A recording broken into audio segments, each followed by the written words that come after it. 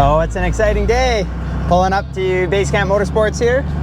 Just drove up from Olds, picking up the 2025 Skidoo Freeride 850 Turbo 154. Head on in here. Lots of sleds. Here to pick up the Freeride though, brand new one. Let's go talk to service. Hey, Landon, how's it going? Good, buddy. How are you? Good, yeah. Right here to pick up that 2025 Freeride. Is that possible? Yeah, definitely. Let's go get it loaded. Okay, awesome. Sweet. Okay.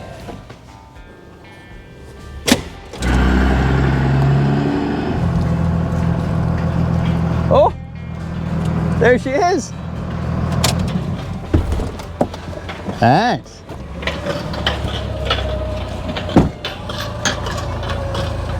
Declan, you're pretty quick.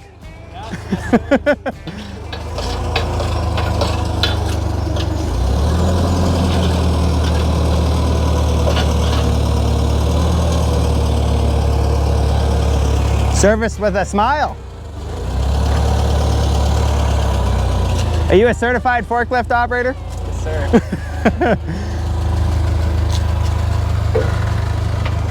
That's awesome. Thank you very much. 2025 Freeride on the back here. Sled is worth about 3 times the amount as my old bruiser truck here.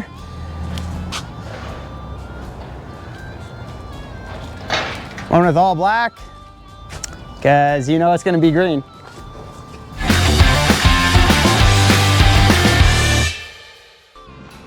Well, back home. Hop up here, start it up, let it warm up.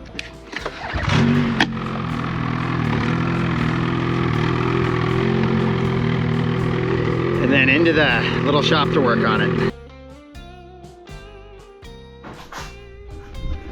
Okay, it's in the shop. Gonna have a wrap kit on here, install some bomber rails, elevate spindles, Kyber cockpit, and ENZO KYB C40s. First up is the wrap. Gonna clean this up with some Windex and then we'll start sticking it on. Well, my girlfriend Leia is helping me. We have quite a few of the green pieces on, but we have a lot more to go. Quite a bit.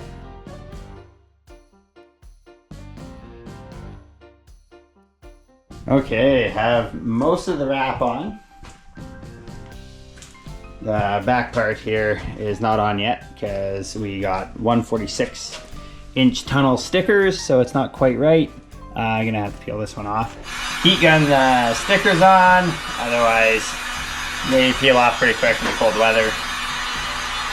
Trick with this is just to constantly move the heat and heat it all up generally at the same time. Then I use a microfiber cloth with Windex sprayed onto it, so then it doesn't scratch the sticker real bad.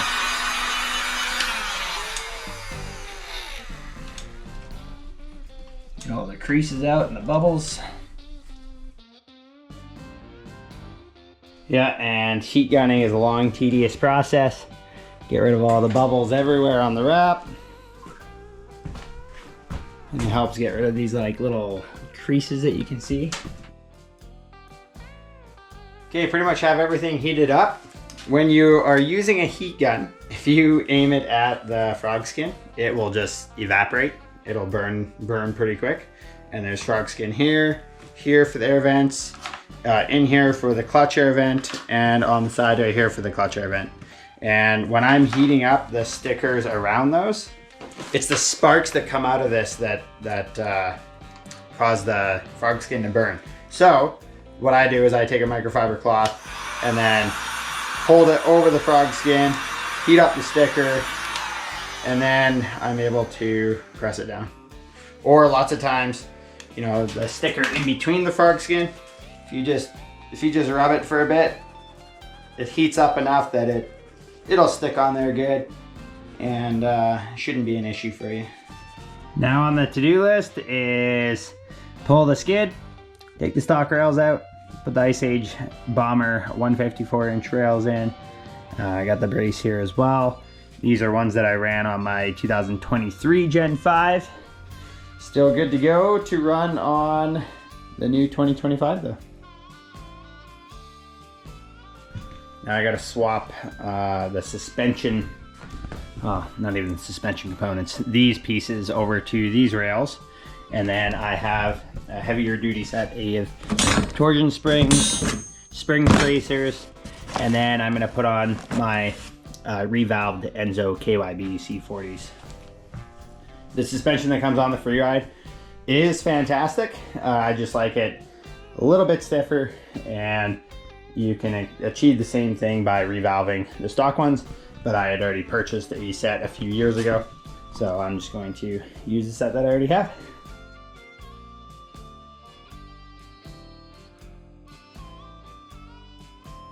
So pretty much have the skids swapped over, and I have my ENZO KYB center shock and rear shock in here, and then now I'm replacing the torsion springs, and as you can see, there's a huge difference in these two.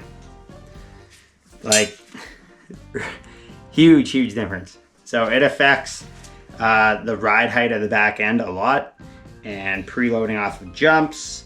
To me, it increases the handling in a good way, in every way. It's not for everyone. If you're not riding really aggressively, then the heavier torsion springs probably aren't the greatest for you, but I like putting them on my sled. And with those heavy duty torsion springs, I also run these rubber guys, and they call those spring spacers. And these, you just on here and twist on, and then the spring sits on there. It's not flopping around on this upper arm as much.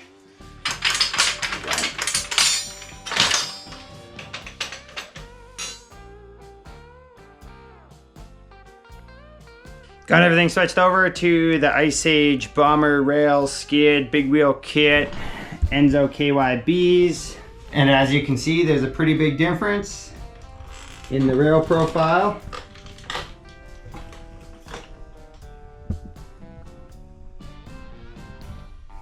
Now I just gotta get it in there. It's always the fun part.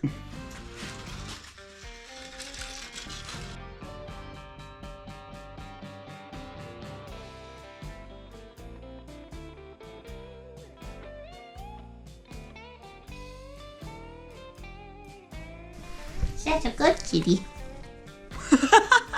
He's a good kitty. Okay, the skid is all in. Next thing on the list is put the Kyber riser, Kyber handlebars, and all that stuff up here. That requires taking the hood off. Kyber cockpit all set up here. Put brand new fresh grips on there. I've ran these handlebars for, I think this is like third year on these handlebars. Third year on these 65mm risers. Got everything set up how I like it. Riser in line with the post, nice and straight. I got my brake angle down, but it's nice and in line with my wrist when I'm riding. I like my throttle tilted slightly down from horizontal. Yeah, pretty sweet. Oh, and I put my key on, and Leia custom wrapped it, which is pretty sweet. Never had a key that fancy before. Thanks, Leia. No problem. Yeah, now it's time for front shocks, and then we are gonna put this whole sled on scales and see what the weight is per ski for the center shock and rear shock. I spent a bit of money on scales in order to show you guys this, and then we're gonna put the elevate spindles on the front and then see how that changes for the ratios of where the weight is. We have the ENZO KYB C40s on the front now, and on the back, the Bomber rails, 9-inch big wheel kit, bunch of other mods. Basically, I had the sled set up exactly how I want it. Just gonna change the color of the skis and some other minor things. But before we put the IceAge Elevate spindles on, we're gonna try and weigh and compare the percentages of where the weight is on the machine by, as you can see, I got 4 scales down here, ready to be put under the skis, the center shock, and then the rear shock. And then we are gonna use our fancy whiteboard here. That way I just spent 10 minutes erasing because the last time I wrote on it was 2 years ago.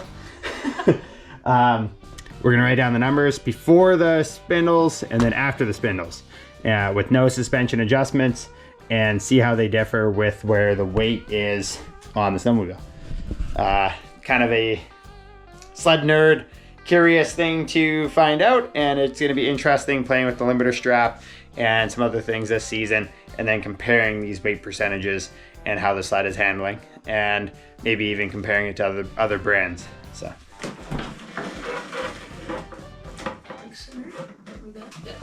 183 pounds on there already. That's a lot of weight. So now we'll do the back ones.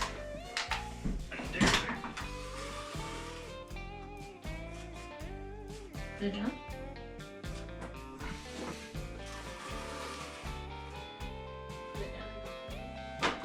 So right ski, we got a 160.2 pounds, 156.8 for the left ski, 80 for the center shock, and 168.5 for the rear shock.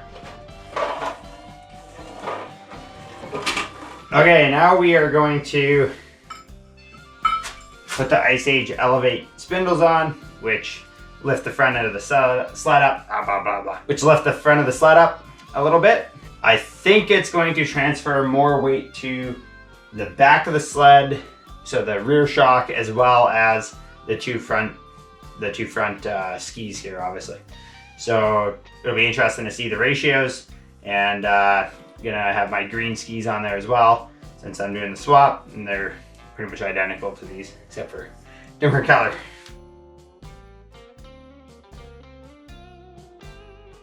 Okay, we have the IceAge Elevate spindles on both sides, and my green DS4 skis. So we're gonna set up the scales, get another weight, and compare. So for the right ski, we have 173.0 pounds. Oh, 0.1 now. Oh, 0.0. Left ski is, just moved when I talked, 170.6. The center shock is 5.1 pounds. And the rear shock is 219.7. That's pretty cool, being able to see all of these and how much of a difference the rear shocks have changed from putting the Elevate spindles on, and the front ones. There's more weight on the skis, so that's interesting.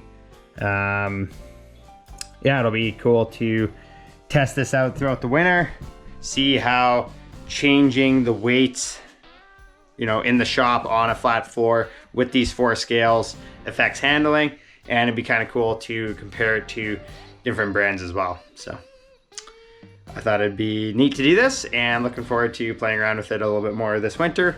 And yeah, I'll probably be adjusting the limiter strap and the preload on that center shock to get it feeling the way that I want it to. But we'll leave it for now and get out and ride it. Hey, just to wrap things up, just gonna cover the basics of what I did to this sled this year. Starting at the front, got the IceAge Elevate spindles. That raises the front end up a little bit. Helps with handling. I've ran it for the last 3 years. Really, really liked it. Just colored DS4 stock skis. You know, obviously green sled, green skis. And then Kyber ski rubbers. Those help with the ski flipping up.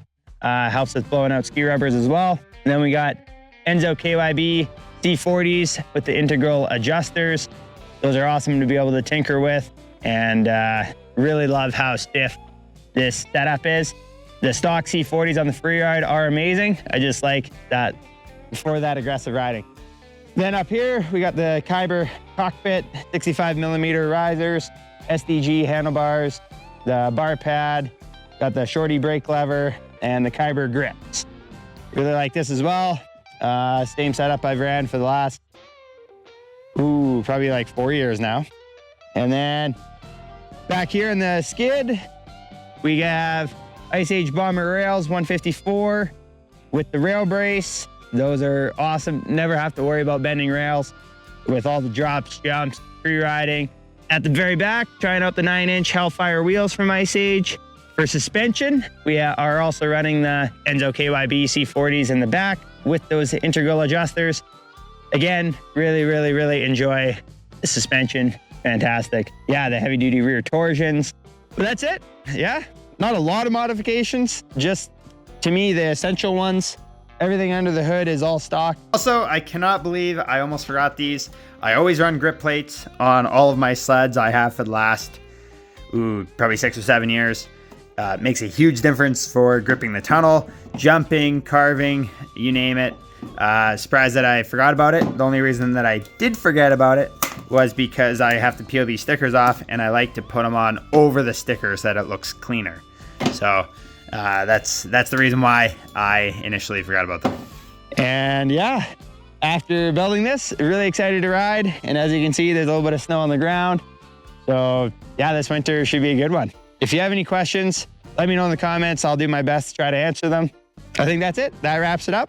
Thanks for watching this Mountain Standard Time episode. Stay tuned for next Thursday's video. Gonna get back into throwback episodes from last season of some pretty good deep POW days. So stay tuned for that. Be sure to subscribe. And again, this winter should be a good one.